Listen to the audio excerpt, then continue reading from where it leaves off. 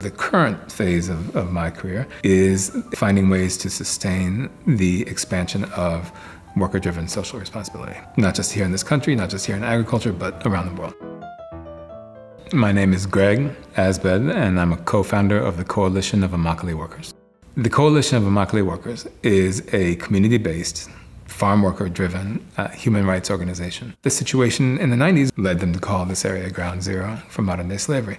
Women were routinely sexually harassed or assaulted in the fields. People were held against their will, forced to work, and everyone faced, wage theft. We created the Campaign for Fair Food. We realized that the powers that actually do drive poverty in this town exist outside of the town, beyond the farm gate. It's the major brands who have all the buying power. In 2011, we were able to launch the Fair Food Program, which was actually bringing together all the buyers and growers here in the Florida tomato industry to create a program that is uniquely successful and based on a unique mix of mechanisms that ensure, both through worker participation and real enforcement tools, real enforcement power, which is the buying power of the major brands, it ends up being a win-win-win proposition. Farm workers' lives are improved immeasurably every day. The growers individually become better operations with less risk, and the buyers no longer have to worry about the possibility of another slavery case coming out. That model has had tremendous success. This program has spread up the East Coast and has inspired a new model that we have called worker-driven social responsibility.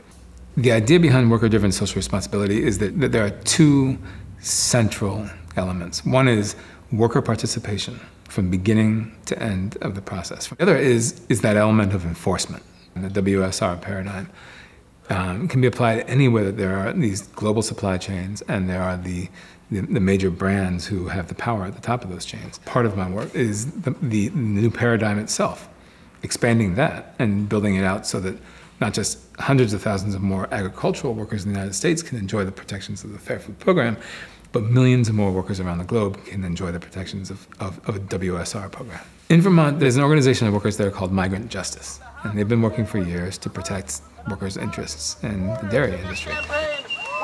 And they have gone about building their own model based on the Fair Food Program there. In Bangladesh, health and safety problems in the apparel industry have been there for generations. There were 2 factory incidents that got so much media attention that there was a consensus that something new had to be done. They called it the Bangladesh Accord, and it sets forth a worker-driven social responsibility model approach. We have a worker-driven social responsibility network which brings together groups to work toward increasing the awareness and the adoption of WSR principles. So that work will be helped a great deal, I think, by the recognition that comes with this. And of course, the award that comes with this will go to those same things, to expanding our work and sustaining it.